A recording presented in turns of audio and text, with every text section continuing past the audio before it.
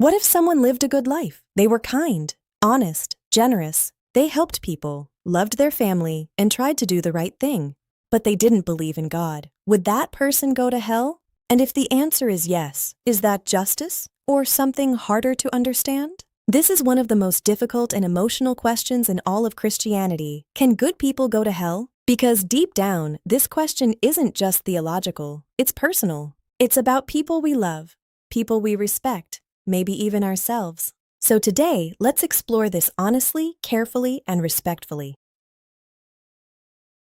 Looking at what the Bible says, what theologians have debated for centuries, and what this question reveals about God, justice, and grace. Before we answer the question, we need to define one word: good. Because in everyday life, we call someone good if they're kind, moral, and compassionate. But the Bible uses a much deeper standard. In the Gospel accounts, when someone calls Jesus good, he responds by saying, "No one is good except God alone." That's a shocking statement. It suggests that good isn't just about being better than others. It's about being perfectly holy. And by that standard, no human being qualifies. The Apostle Paul writes that all have sinned and fall short of the glory of God. So, from a biblical perspective, the category of good people might not exist in the way we think it does. Not because people aren't kind or moral, but because goodness, in its truest sense, is absolute. Traditionally, Christianity has taught something very clear. Salvation is not earned by being good. It is received through faith. The idea is that no amount of good deeds can erase sin. It's not a scale where good outweighs bad. Instead, it's more like a broken relationship that needs restoration. And according to Christian belief, that restoration comes through Jesus. So, in this view, it's not about whether someone is a good person, it's about whether they are reconciled to God. This is where the tension comes in, because it raises a difficult possibility that someone who appears morally good could still be separated from God. Not because they were cruel or evil, but because they rejected, ignored, or never encountered that relationship. And this is where many people struggle, because it feels unfair. How could a loving God allow a kind, compassionate person to face eternal separation? Especially when some people who have done terrible things might be forgiven. This objection isn't new.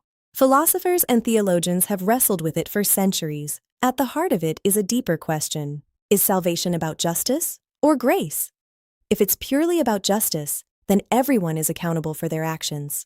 But if it's about grace, then salvation is a gift, something undeserved, and gifts, by definition, are not earned.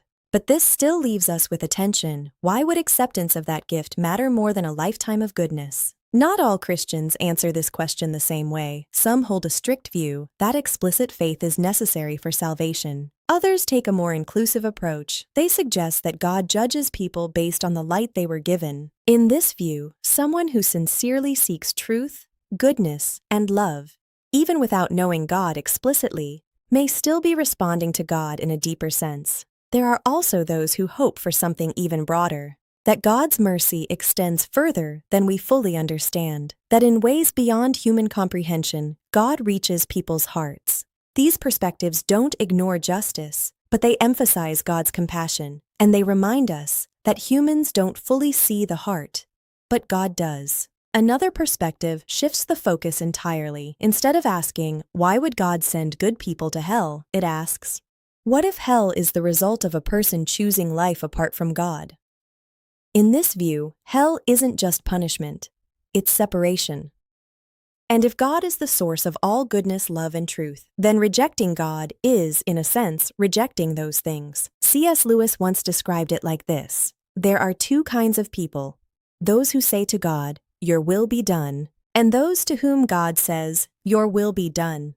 It's a difficult idea, because it suggests that the issue isn't just moral behavior, but the direction of the heart. So, can good people go to hell? The honest answer is, it depends on what we mean by good and how we understand God. This question forces us to wrestle with uncomfortable truths. That human goodness may not be enough, that grace may be more important than fairness, and that God's judgment may be deeper than we can fully grasp. But it also reveals something hopeful, that God cares not just about actions, but about relationship, not just about behavior, but about the heart. And maybe the real question isn't just about them. Maybe it's about us. What does it mean to truly seek truth? To pursue goodness? To respond to the possibility of God? This is not an easy question, and it's not one with a simple answer, but it's worth asking. So, I want to hear from you. Do you think a good person can go to hell, or do you believe God judges differently than we imagine? Let's talk about it in the comments. And if you enjoy exploring questions like this, deep, honest, and sometimes uncomfortable, subscribe to Sacred Questions, because some questions are too important to ignore.